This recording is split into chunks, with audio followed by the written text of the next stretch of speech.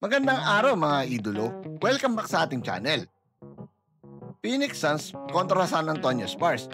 Isang matchup na siguradong puno ng youth versus veteran firepower. Banggaan ng rising superstar na si De'Aaron Fox at ang elite scoring trio ng Suns na sina Dillon Brooks, Devin Booker at Jordan Goodwin. Kaya buckle up dahil exciting ang bakbakan na to.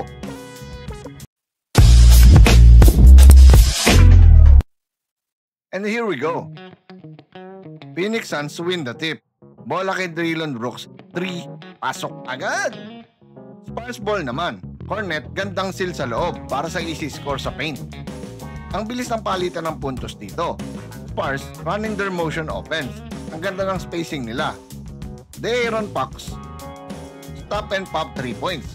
Pero Suns sagot agad. Brooks isolation, 2 dribbles, fade away jumper, signature MJ shot. Mid first quarter, Spurs really pushing the pace. Devin Vassell for mid 3 points. Bang! Pero Phoenix not backing down. Colin to reverse, Eurostep at layup. Basket! Spurs respond with staggered screenplay. Champagny with the open 3. Good!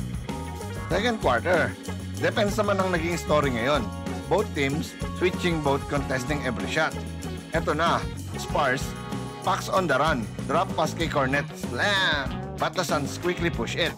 O'Neal for 3, bang! What a sequence.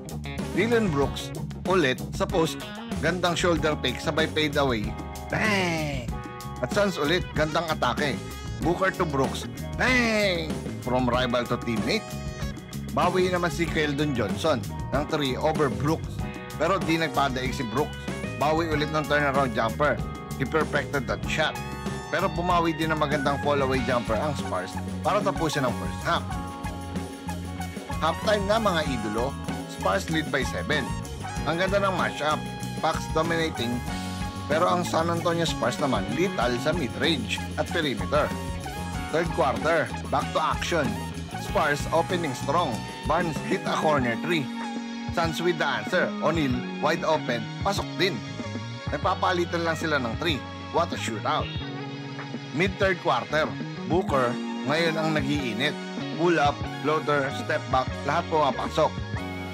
Spurs trying to contain him. Pero hirap sila sa pick and roll read.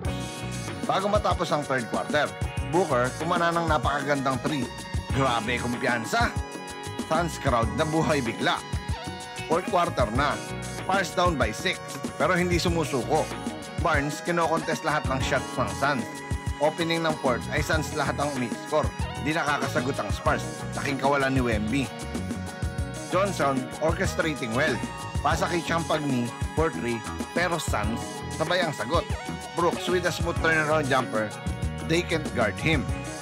Pero De'Aaron Fox bumawi agad ng pull-up jumper. Pero bawi din agad ang Suns sa kabila ng buzzer beater 3. Final 4 minutes left.